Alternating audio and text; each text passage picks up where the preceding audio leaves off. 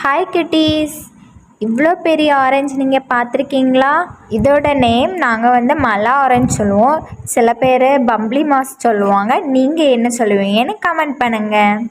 இந்த பழத்தை உரிக்கிறதுக்கு நல்லா கஷ்டமாக இருக்கும். ஸோ இந்த 4 சைடும் கட் பண்ணிவிட்டு அதுக்கப்புறம் உரித்தா கொஞ்சம் ஈஸியாக இருக்கும். இந்த பழத்தோட டேஸ்ட்டு கொஞ்சம் கசந்துட்டுருக்கும்.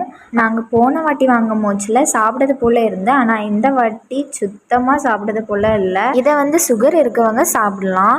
இதில் நிறைய சத்துக்கள் இருக்குது. என்னென்னா calcium, potassium, vitamin A, C எல்லாம் இருக்குது.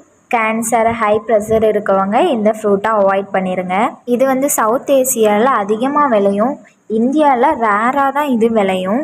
இந்தியாவில் இது ரேராக தான் கிடைக்கும். இதில் நிறைய ஹெல்த் பெனிஃபிட் இருக்குது.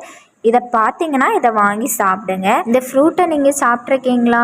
சாப்பிட்ருந்தா டேஸ்ட் எப்படி இருக்குன்னு கமெண்டில் சொல்லுங்கள். டாட்டா, பாய்.